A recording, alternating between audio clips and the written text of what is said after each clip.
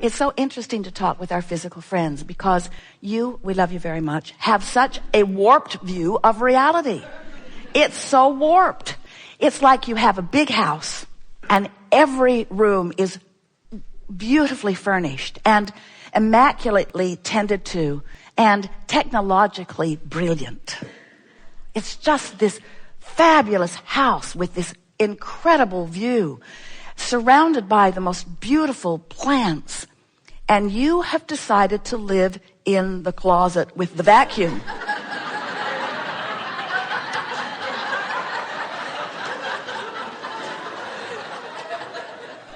And sometimes other people come to visit you and they look around your house and they say, "Oh, wow. Oh, I would give anything to live here." And you'd say, "Why?" Why? Because without meaning to, you have practiced yourself into viewpoints that are depriving you of the fullness of all that you are. And we want you to come out into the rest of your house. We want you to come out into your world. We want you to find a way a little more every day to allow your full view of not just what is, but what is becoming. Because what is changing in relationship to what your viewpoint is, you see. Everything is perceptual. So if you are sick, it's a perceptual thing. And often you will say, no. It's proven by the tests, by the facts. There are a lot of people who are confirming this sickness or confirming this bankruptcy or confirming where I stand. And we say, all that is happening is that you are perceiving fragments of that which you really are because you are practiced at not allowing the fullness of who you are to manifest. So when we talk about manifestation, what we're really talking about is your perception of what's around you, your perception of your body, your perception of your world, your perception of your economy. That's the big one these days. So many people perceiving based upon what other people are perceiving. That's like saying, well, my mother lived in the closet and her mother lived in the closet, and I thought we were just supposed to live in the closet. And I know it's not rational when I listen to you, Abraham. I know that I could just open the door and come out, but it's not easy to open the door and come out when I've been in here for so long. Now, this analogy is strong. You laughed at it at first. Now it's starting to depress you. But the reason that we offer analogies is because we want to get your attention. We would like you to leave here today saying to yourself, I want full view. I want full view, which means I want to be moment by moment, day by day, up to speed with how the source within me is viewing life. And what we mean by that is you are so much more than these physical bodies. You are so much more than this physical beingness that you sometimes or even often perceive. You have source within you. You are more vibration than you are anything else. So we would like to convince you that this is a vibrational world. It's a vibrational world that is changing constantly and has already changed in ways that please you, that you are depriving yourself of seeing because you haven't come out of the closet yet. You're still hiding from the real reality as you are scrutinizing the limited reality. And when you realize that there is a bigger reality, we want to coax you over here into this vibrational reality, this vortex of creation. We want to coax you over often enough, speaking to you in reasonable terms until we elicit from you a vibrational resonance that then gives you full view. Sometimes in your human vocabulary you say, oh, then I saw the light. Then I saw the light. And we say, yeah. That's what we're talking about. Then I remembered who I am. Then I remembered that all is well. Then I remembered why I'm here. Then I remembered who I am. Then I remembered all is well. Then I remembered who I am. Then I remembered how it feels. Then I remembered. And it's a visceral memory. It's a lighthearted memory. It's a all is well memory. It's everything is good memory. It's that it doesn't matter what appears to be through my screwy, limited, self-inflicted interpretation of manifestation. We want you to hear us and believe us when we say there are manifestations in your vortex that if you will hope for them and believe for them and eventually come to know them, they will manifest in full view for you. Have you ever had an experience of sharing the planet with others who don't see it the way you do? Has that ever happened to you? Have you ever been in a particular place in time where you were laughing and someone else was crying and you were standing in the same space? Have you ever noticed that perception is about what's happening to you individually, not about what's happening to you collectively? But if you are able to drum up enough attention to the collective from CNN does a good job of it and so forth, that the individual perspective is then skewed by the larger perspective, then you begin feeling much the same way, and then you begin having more and more of the same experiences. That's really what economic tides are about. As we've been visiting with you here in this short time, you've talked about 1 foot in the vortex and 1 foot out of the vortex several times. So you have this awareness that you want something that is different than what you have. And of course, isn't that the process of every journey? If you are an expanding being, and you are, everyone is. So if more is coming, then isn't less happening right now? Isn't that just a consequence of expansion? So isn't it always improving, which means isn't there something that can be improved upon?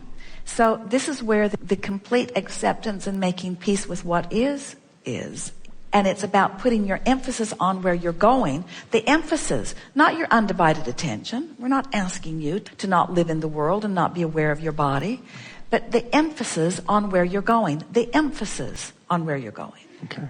So when you say, I've got 1 foot in this world and 1 foot in this world and 1 foot in this world and 1 foot in this world and 1 foot in this world and 1 foot in this world and 1 foot in this world and 1 foot in this world, we say, if you'd have 1 foot in this world and 1 foot in this world and 1 foot in this world, oh yeah, there's that one, and 1 foot in this world and 1 foot in this world and 1 foot in this world, oh yeah, there's that one, and 1 foot. In other words, emphasis on where you're going. We're not asking you to be delusional. We're not asking you to ignore completely what is. We're asking you to emphasize where you're going. Emphasize where you're going. And the analogy is annoying to most of you, but we love it, so we're going to give it to you anyway. It's like driving your vehicle out on the open road, looking out there, hopefully, rather than down. You never say, I would like a new Camaro, and I would like a glass floor. Why do you want a glass floor? Oh, and by the way, I need no windshield. I'd like my windshield on the floor. Because I need to be infinitely aware of where I am, and I'll just take my chances on where I'm going.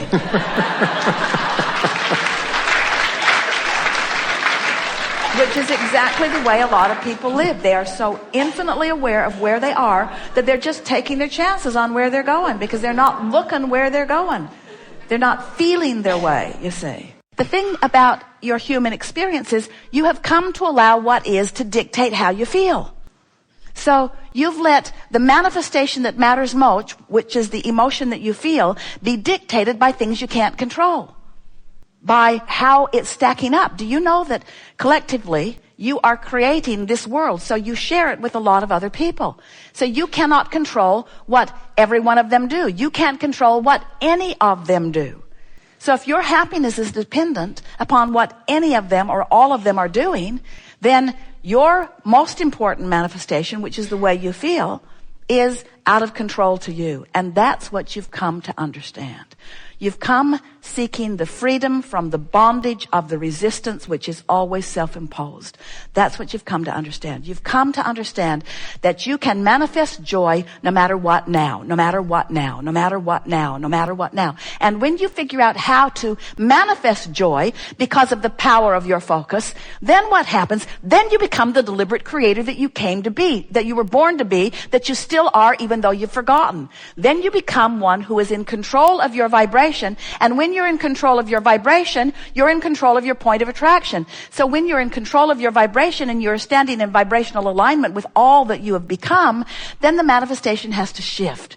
And people who are watching you say, now that was just amazing. I've never, ever known anyone to do that. You say, well, no one wanted it like I do, and no one was able to divert their attention from its opposite current manifestation long enough to allow the presence of what is wanted to become. We want you to understand creation in the way that we understand it, which means you got to step back and take broader view, which means you got to stop being the flesh, blood, and bony person that you are and become the vibrational being that you are, which means become the emotional being which you are, which means become the really picky emotional being which you are, which means don't put up with anything that doesn't make you feel good, because if it doesn't make you feel good, you've got yourself pinched off from your power, and when you're pinched off from your power, you don't have any power, and then you don't manifest the way you want to, and then it's just a cycle of observing what is not wanted and then documenting it. Let me tell you about my life. I'd like to tell you about what's been happening. Maybe if I tell it to you in great detail, you will understand it clearly enough that you will help me move away from it. And we say, never, ever, ever, ever, ever. Never works that way. Document it and hold yourself there. Document it and hold yourself there. Ignore it. You can begin to move away from it. Focus upon what is really wanted, and you begin to move toward that. Pretty clear.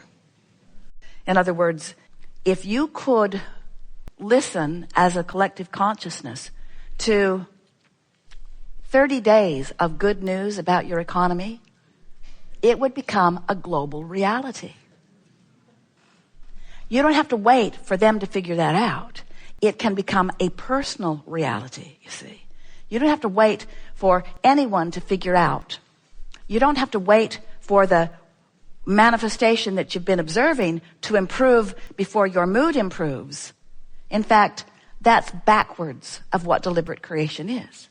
If you can figure out how to improve your mood, your improved mood will put you in a vibrational resonance with the broader point of view. And when your personal point of attraction harmonizes with the point of view of the source within you, you have a point of attraction that is so powerful, nothing can keep it from being.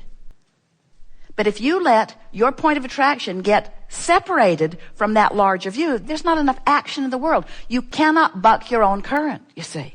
So now we're going to start at the beginning of this just briefly. We know you've heard it from us, but in light of what you just heard us say, now we're going to rework that into the picture that you've been hearing before. So you were source energy before you came into these physical bodies, and the larger part of you still is source energy. Now, many of you want to say, blah, blah, blah, blah, blah. I don't care about that part of me. I don't even remember that part of me. Don't talk to me about that part of me. And we say, we have to talk to you about that part of you because that's your source. That's your power. That's your clarity. That's your wellness. That's your energy stream. And you want that to be your point of attraction. If you're running around in this physical body and your point of attraction is just based upon the stuff you think all day, you're in deep doo-doo. Because you watch CNN. You listen to people complaining. You watch the evidence. When you let reality as it stands be the dominant reason that you're offering the vibrations that you are, well, then what happens is you launch rockets all day long, but you don't allow yourself to become the manifested receiver of those rockets. And so life just gets harder and harder, and you just get ornerier and ornerier. But when you understand that every rocket that you launch causes the larger part of you to become more, and it is your unequivocal desire to become a vibrational match to that energy, are you getting what we're saying? We're going to start over because we really want you to hear this. So you were source energy before you came into this physical body. Yeah, you know. And the larger part of you still remains source energy. All right, we'll accept that, Abraham. And here you are physically focused, mixing it up. Now, we're not for a moment implying that as you are physically focused that you're leaving behind all of that source energy. In fact, in the beginning, you don't leave it behind. In the beginning, you are that source energy. Your parents and those who surround you sort of grind it out of you over time as they encourage you or force you to face reality. But that larger part of you remains to some degree, always, no matter how much you pinch it off by facing reality. We've enjoyed this interaction immensely. It really has been co-creating of it today.